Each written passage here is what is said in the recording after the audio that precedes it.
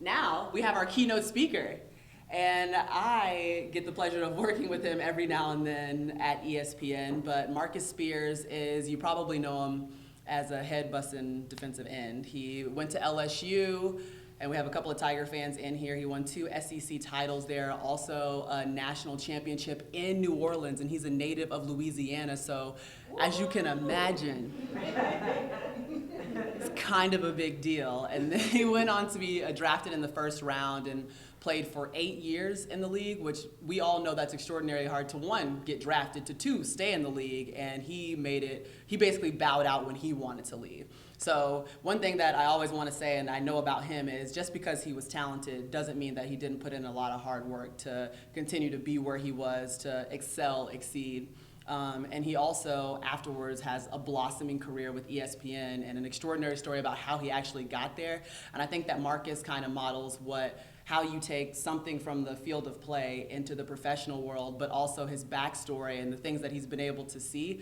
If you would have told Marcus when he was 5 years old that he would be doing some of the things that he's doing, I don't know if he would have known that, because it wasn't something that was readily available in the area that he grew up. So without further ado, our keynote speaker, Marcus Spears from ESPN's SEC Network.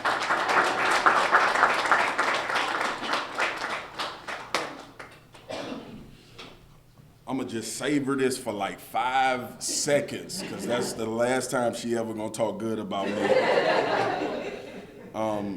You know what? I've been sitting here and listening to Maria and Kareem talk, and I've been amazed at the birth of this, and looking at you guys, realizing that those seats were occupied by all of us that are in a position to give you this opportunity at some point in our life.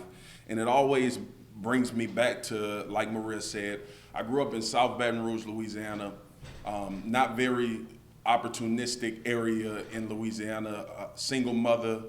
My father went away for a while, came back in my life when I was a teenager.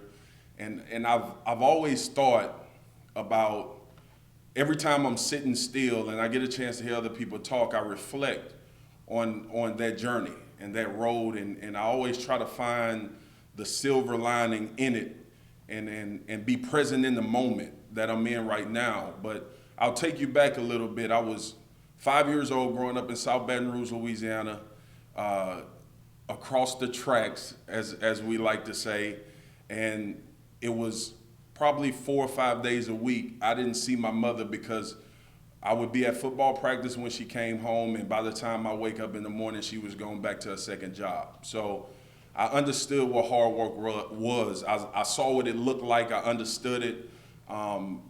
At times, I didn't understand why we couldn't ever get ahead, because she was working so hard. But it still resonated with me that you do what you have to do. And that's what she would always tell me, is that, son, regardless of your situation and circumstance, if you can look past that and see where you want to be in the future, it'll help you do what you need to do to get there.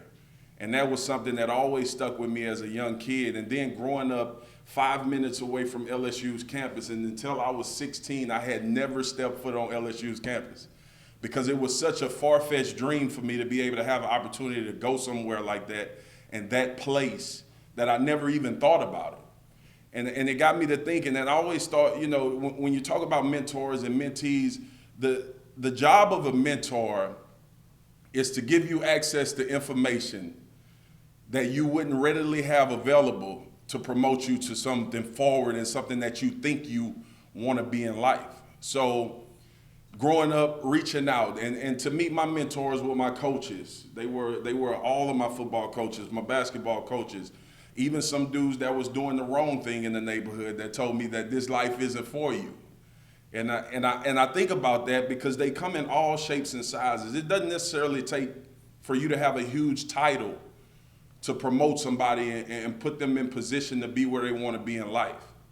And it set me up. It set me up with the mentality that you have to be an absolute lunatic about what you want to do in life.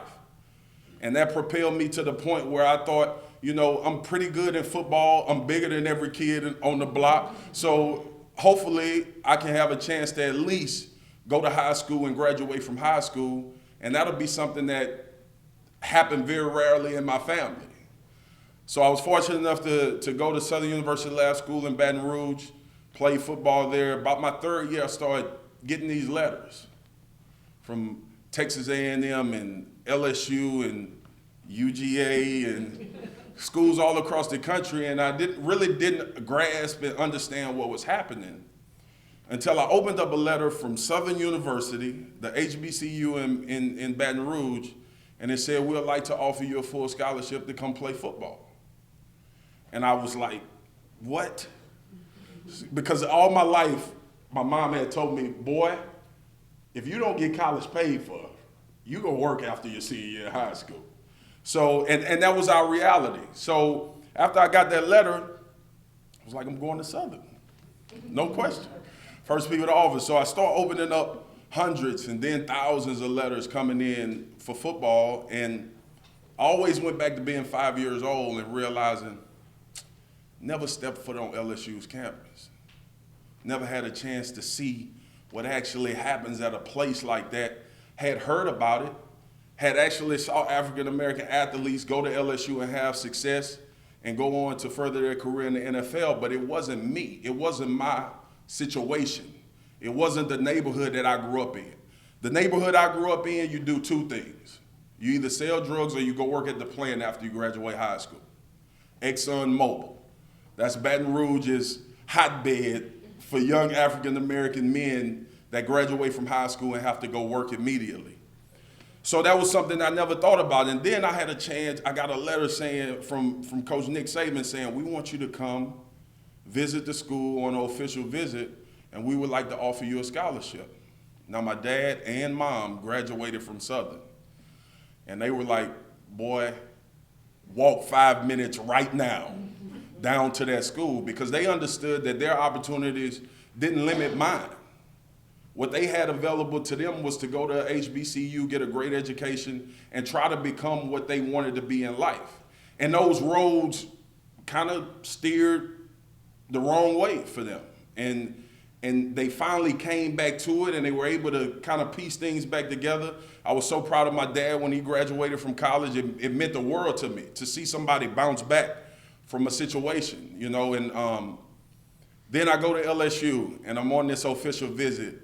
And I walk into Death Valley, that's the stadium there, and there's 93,000 people in the stadium. And I see these guys run out, black, white, all different nationalities. I see black students and white students in the stands going crazy about this game of football. And I was at Southern Lab. Now, my high school senior class graduated 52 people. So I hadn't experienced anything like that. So when I was in there, I was like, man, black and white people talk. They hang out, they do things together.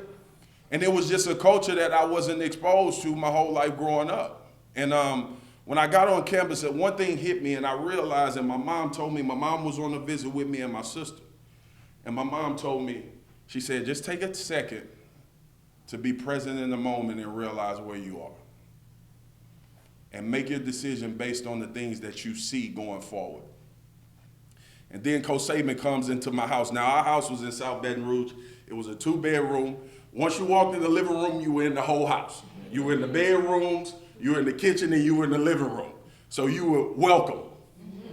And Coach Saban came in, him and another guy by the name of Jimbo Fisher, who's the head coach at Florida State. And they said, we'd like to offer you a full ride to LSU. We want you to be a pillar in the community, and we want you to experience what it's like to play big-time college football. And after that, I was sold. Then a week later, Bobby Bowden came to South Baton Rouge and sat in the living room and said, we'd like to offer you a full ride to Florida State. I was sold. Right? Then Butch Davis from Miami came in and said, we'd like to offer you a full ride. Are you kidding me? Miami?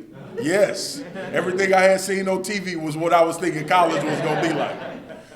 But then it all resonated to me, and I said, you know, that place that was 5 minutes that was so far away from me, it might as well have been in another country. Let me go see what that's like. And let me try to experience the life that my mom and dad dreamed that I could have when I was growing up. So I went to LSU, played 4 years. Like Maria said, in 2003, won a national championship in New Orleans, 45 minutes away from where I grew up. And it felt like a culmination of my college career. So I was thinking about leaving early for the NFL draft. And my mom told me, she said, look, we've been broke for the last 20 years. We can wait another one before you declare for the draft.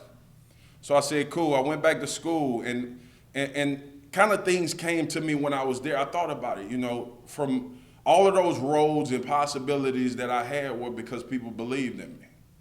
That's it. The guy that you see, Maria, we've had these conversations a million times. What you guys are, whether you decide to be successful or whether you decide to be average or mediocre, you are a culmination of the people that you decided to bring in your life. That's what you are. My mom never let me believe that South Baton Rouge was the last stop for me.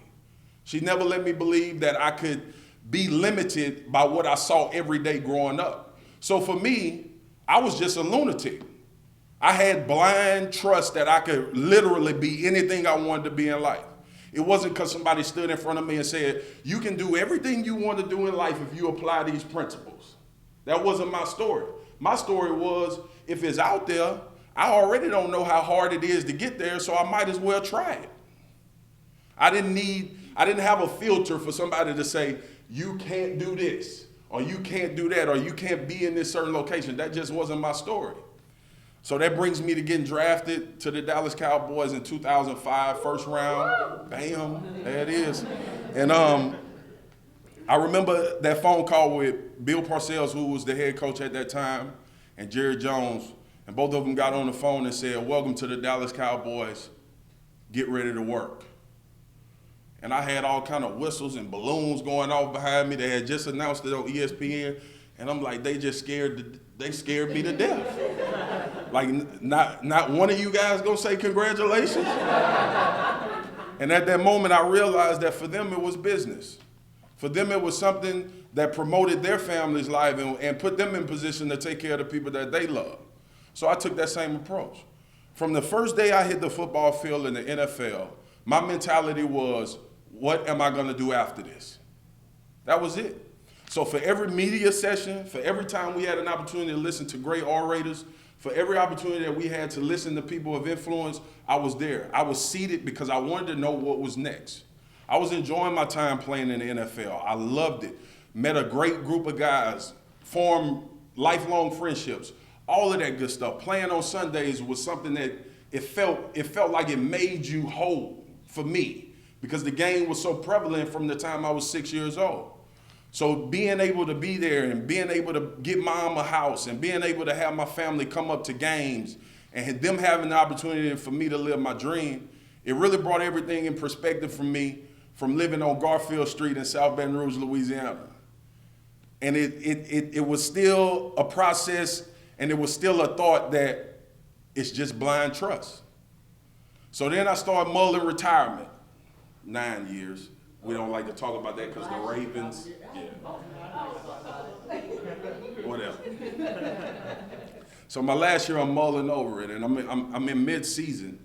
And I think this is always what I try to put into people that I talk to, is that when you find purpose, you itch to get in it.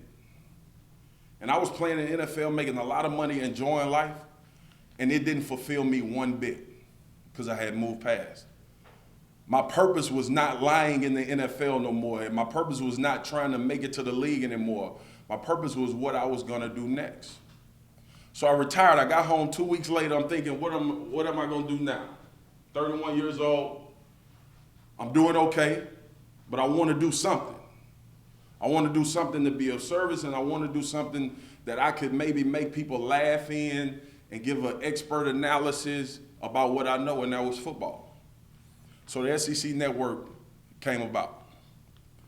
And I just looked up to the heavens and I was like, God, you are funny, funny, funny, right?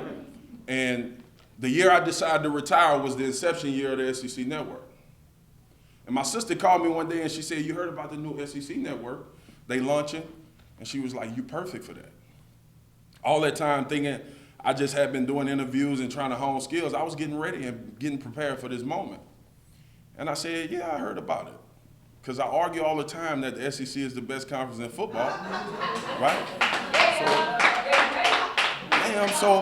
So it was already the conversations that I have now, that me and Maria share on television, and the things that we talk about, all of this stuff I talked about in the locker room for years. So I got on the internet, Google, this is about purpose and this is about being persistent and being a lunatic. I got on Google, found out who the executive producer was and sent a tweet. That's how my television career started. Stephanie Drewley's name came up. I tweeted her, I said, follow me back, very demanding, like, follow me back now.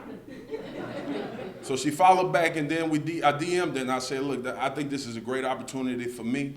I know everything about this conference. I grew up in it, right down the street from it, and I played in it, so I understand it like the back of my hand. I think I'll be perfect for this position. Nothing back. So I'm like, dang. That dumb jock thing really exists. But nah, later on I got a tweet back from her, and she said, okay, send in some reels. Now this is how much I didn't know about television. I was like, what is reels? I got fishing poles. Some reels, right? So she said, anything that you've done on television, I need you to send it in. All I had was interviews from when I was playing. So I sent that in, and a week later I got a call to go up to Bristol, Connecticut for an audition. And it was 6 degrees when I got off the plane. And I said, I made too much money to ever move here and work here. So I went with it, woke up the next morning, truck was froze, never dealt with that in Louisiana, that's where I'm from. Had to start the truck, had to get a guy from behind the front desk at the hotel to help me get out. I drive up to the campus, I do the audition, I'm in this room. Now, if you ever seen ESPN in the old days, it's this big control room. And all of these people are finding information about sports and everything that's going on. So I walk in the audition, and there's like 400 people behind me. I'm like, oh, this is a setup. They won't get me out of here quick. So we do the interview. First I'm nervous, and then I just start talking football like I talk with my uncles and dad. And then we go back, and I don't hear anything 2 weeks later. I get an email from a guy named Patrick Donaher, and he says, we want you to come to Austin, Texas. That's where they launched the Longhorn Network at for ESPN, and we want you to audition again. Stephanie wasn't available the first audition, so she was in Austin. So I go to Austin, we do an interview. I'm sitting in there, and some kind of way, with Stephanie Drewley, white lady from Texas, we start talking about Wu-Tang. And we start having a great conversation. And in my mind, it resonated. I said, you know, that took me back to LSU when the first time I saw white people and black people talking. And we all share a common thing, is that we want to be successful. And we want to have purpose for what we do in life. And at the end of the day, I think purpose is really wrapped up in how you promote others. So I look at her, and I put a lot of stock in our relationship because she gave me a blind opportunity. Just like I was a lunatic, she was a lunatic. When I found out I was hired, I said, they done lost their mind. This is going to be the worst thing they ever done in ESPN history. Because I don't have a filter, and Maria knows that more than anything. So some things that I say, the South Baton Rouge comes out of me on national television, and I figured out people like it. So I roll with it. But that's it. That's my story. That's the purpose. That's why you guys are here today. That's why you have a great opportunity to get around people that know or to help you figure out where you're trying to go. I've been blessed to find my purpose. I challenge you every day you wake up. Fall on your knees, pray to God, and think about it. What's my purpose? And it's probably 100% of the time in my life journey, it's probably going to be wrapped up in helping somebody else get to where they want to be. God bless you guys.